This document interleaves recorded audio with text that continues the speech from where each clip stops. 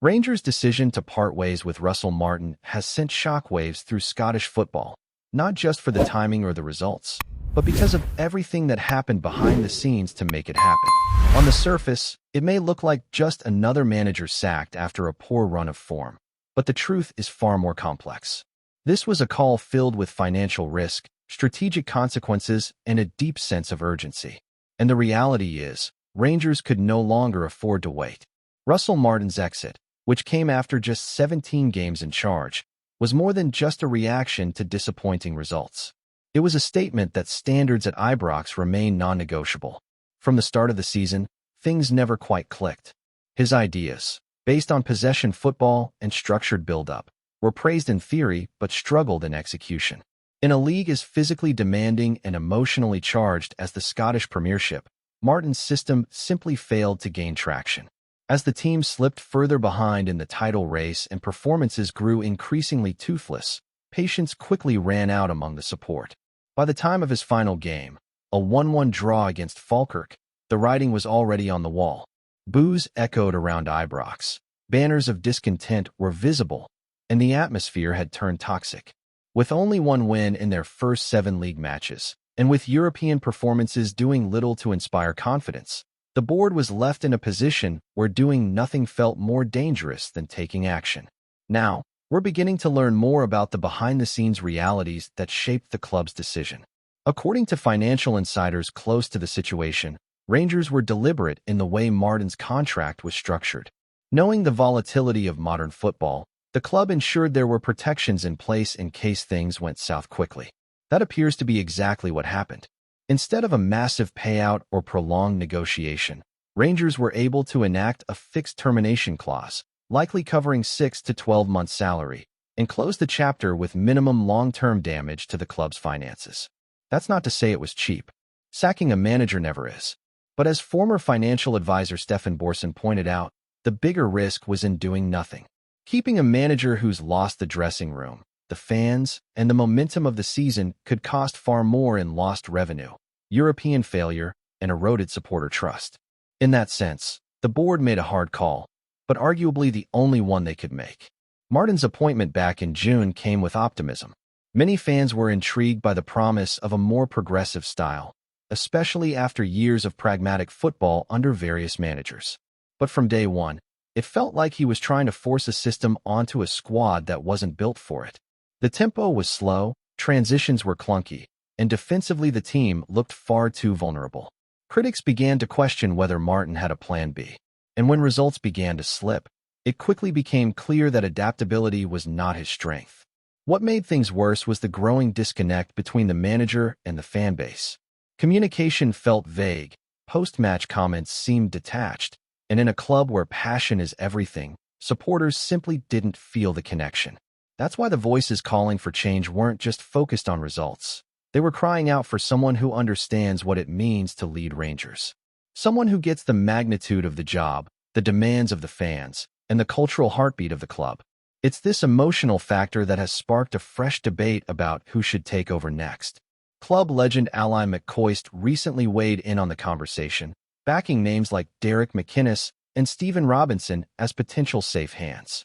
McInnes, currently in charge at Hearts, has his side sitting strong at the top end of the table and is known for his understanding of the Scottish game. Robinson, on the other hand, continues to impress quietly with his work at St. Mirren, a club punching above its weight and playing with identity and grit. Neither man brings glamour, but both bring stability, and that's something Rangers desperately need. After the false dawns of the past few seasons, the next appointment cannot be a gamble. It needs to be someone who can steady the ship, reignite the players, and bring the crowd back on side. And perhaps just as important, someone who truly understands what this club stands for. The list of candidates continues to evolve, with some fans still dreaming of a return for Steven Gerrard. But that ship appears to have sailed, as the former boss has publicly ruled himself out of contention. His decision only increases the pressure on the board to get this one right. They cannot afford another short-lived experiment or a manager who needs a year to adapt to the intensity of Glasgow football. The time for patience is over. Results must come fast, and identity must be restored immediately. Meanwhile, Rangers are not just dealing with turbulence on the pitch. Behind the scenes, changes continue to unfold. Ross Wilson, who previously served as the club's sporting director, has now been confirmed in a new role at Newcastle United. His departure from Nottingham Forest and subsequent appointment at St James's Park highlights just how much movement is happening across British football at the executive level as well. Wilson, during his time at Ibrox, was a polarizing figure. Some praised his recruitment strategy, others questioned key decisions in the transfer market. But there's no denying that his influence helped shape the club's current squad and infrastructure. At Newcastle, Wilson takes on the role of head of football operations, replacing Paul Mitchell. His experience in building long-term projects and integrating modern football structures is exactly what the club was looking for. Speaking after his appointment, Wilson expressed enthusiasm about joining a club with such passion and ambition, while also highlighting the importance of building trust and cohesion behind the scenes. For Rangers fans, his exit and upward move might feel bittersweet. Another reminder of the club's revolving door in key positions, but also proof that Ibrox remains a platform where talent is noticed at the highest level. But make no mistake, while changes in the boardroom matter, the focus right now is firmly on the dugout. Fans are desperate for clarity, for leadership, and above all, for a team they can believe in again. The last few months have drained energy and optimism from the terraces. Too many false starts, too many collapses when it mattered most. For Rangers to move forward, the next manager has to be more than just a tactician. He has to be a figurehead, a motivator, and someone who brings immediate results while laying the groundwork for sustained success. That's why this moment feels pivotal. It's not just about bouncing back from a poor run of games. It's about recalibrating the identity of a football club that has spent too long chasing stability without ever fully finding it. The job is massive, but so is the opportunity. Rangers remain one of the biggest names in British football, with a loyal fanbase, a historic stadium, and expectations that never drop, no matter the circumstances. As the search intensifies, the sense of urgency around Rangers is reaching fever pitch. Supporters know this is not just another managerial change, it's a defining moment for the club's trajectory. The next appointment must bring more than a bounce. It needs to rebuild belief, re-establish identity, and restore pride in the badge. And while speculation continues to swirl, inside Ibrox the pressure is mounting to deliver not just a name, but the right one. There's no shortage of candidates being discussed, but what's striking this time around is the lack of consensus. Some fans want an experienced figure from abroad, someone who can bring fresh ideas and instill a new philosophy. Others argue that the club should stick closer to home, prioritizing managers who understand the brutal demands of Scottish football. It's a clash of visions, but it speaks to just how fragmented things have become. After years of instability, the fanbase itself is divided, and the board is now tasked with uniting everyone behind one name. That's why figures like Derek McInnes and Stephen Robinson are being taken seriously. They might not be glamorous appointments, but they represent reliability and a track record in this league. McInnes knows what it means to operate under pressure, having led Aberdeen through intense battles with Celtic and Rangers during his time at Pittodrie. He's also proving his worth again at Hearts, building a tough, resilient side that's currently punching above its weight. Robinson, meanwhile, continues to do excellent work at St Mirren, fostering a team spirit and tactical cohesion that many bigger clubs would envy. Still, for all the noise surrounding local names, there's always a temptation to look further afield. The allure of a bold, modern coach with European experience remains strong. The club has previously gone down that route with mixed success. And while Russell Martin was a more domestically rooted choice, the style he tried to implement mirrored some of the more continental approaches. That experiment, however, failed to translate to success on the pitch, which only increases the caution now surrounding foreign candidates. The Rangers' job is not like any other. It demands more than tactical knowledge. It demands emotional intelligence, toughness, and an understanding of what it means to carry the weight of expectation every single week. And then there's the financial reality to consider. The club's decision to part ways with Martin came at a cost, and while the termination clause was reportedly manageable, it's still money spent that wasn't in the original plan. Bringing in a new manager mid-season often involves additional costs, from buyout clauses to enhance salaries and staff reshuffles. That means whoever comes in will need to hit the ground running, because failure to deliver immediate results could trigger even greater financial strain further down the line. Rangers have already taken a gamble this season. They cannot afford another. But this situation is about more than money. It's about momentum. It's about halting a slide that's been quietly growing over recent months. When Steven Gerrard left the club in 2021, it felt like the end of a chapter, but also the start of a new one full of potential. Since then, however, the club has struggled to find its rhythm. Managerial appointments have been inconsistent, recruitment has been hit and miss, and the team's identity on the pitch has become increasingly blurred. There have been moments of hope, strong European runs, domestic wins, but not enough to build real consistency. The result? A squad that feels caught between ideas, a fan base growing restless, and a leadership group under pressure to prove they can steer this ship in the right direction. That's why this current vacancy feels so much more loaded than others. The next manager doesn't just inherit a group of players. He inherits years of expectation, frustration, and a desperate need for revival.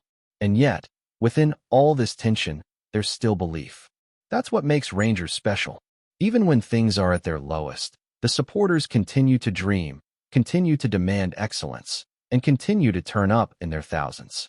Ibrox remains one of the most intimidating and inspiring stadiums in world football, and any manager who gets it right here can become a legend. The reward is massive, but so is the risk. For the players, this period is equally defining. With no permanent manager in place, the squad is in limbo. Some are fighting to prove they deserve to be part of the rebuild. Others may be looking over their shoulders, wondering whether their place in the team is safe. In these moments, character matters. The leaders in the dressing room need to step up. Performances cannot dip just because there's uncertainty. If anything, now is the time for the group to come together and show the fight that's been missing. The next few weeks will be telling, not just in terms of who gets the job, but how the team responds on the pitch in the meantime. Every point matters, every fixture is a test, and every mistake is magnified. That's the reality of playing for Rangers, and it's one the next manager will need to embrace, not shy away from. Before we continue, make sure to subscribe to our channel and turn on notifications to get all the exclusive news about Rangers FC. Don't overlook any details about your beloved team. It's crucial for Rangers FC fans. Whispers from the corridors of Scottish football are heating up, and it seems the Rangers boardroom could be on the brink of a seismic shake-up. Word on the street is that FRASER Thornton, the figure long speculated to be maneuvering behind the scenes, has reportedly struck a staggering, eye-watering agreement with Greek shipping tycoon Evangelos Marinakis over the potential sale of Rangers. While nothing has been officially confirmed, insiders claim the numbers involved could be in the realm of billions, sending shockwaves through the hearts of Ibrox faithful. Fans and pundits alike are left in a state of incredulity. Thornton, whose name has often surfaced in connection with ambitious business dealings and high-stakes investments, is said to have spent months in delicate negotiations with Marinakis, known for his ownership of Olympiacos and a history of bold acquisitions in the football world. The murmurs suggest the discussions were far from simple, with boardroom wranglings, legal intricacies, and a web of financial maneuvers taking center stage. Those close to the matter hint that this move could radically alter the landscape of Scottish football. A takeover of this scale would not only inject unprecedented resources into Rangers, but could also rattle the very foundations of the Premiership, potentially reshaping rivalries and transfer strategies for years to come. The mere suggestion of such a deal has already sparked feverish speculation among supporters, with social media abuzz with both excitement and apprehension. Some fear the club's traditions might be compromised, while others see it as an opportunity to finally compete on a level with Europe's elite. What makes this rumor even more tantalizing is the timing. With the season in full swing, the idea of a clandestine billion-pound negotiation unfolding in parallel to the highs and lows on the pitch adds an almost cinematic drama to Scottish football's usual narrative. Clubs, fans, and even former Rangers legends are reportedly keeping a keen ear to the ground, waiting for confirmation or denial that could either ignite jubilation or provoke outrage across Glasgow. As of now, FRASER Thornton and Marinakis remain tight-lipped. offering nothing more than cryptic smiles and evasive statements to a media desperate for a scoop. Yet, in the smoky rooms of football insiders, the buzz grows louder every day. Could Rangers really be on the cusp of a historic change in ownership? Only time will tell, but one thing is certain. The Ibrox rumor mill has never been so tantalizingly alive. Greetings, fans. Make sure to hit that like button and subscribe to the channel, as it's greatly appreciated by Rangers FC. And don't forget to share your thoughts on the news in the comments section below. Until the next video, stay tuned.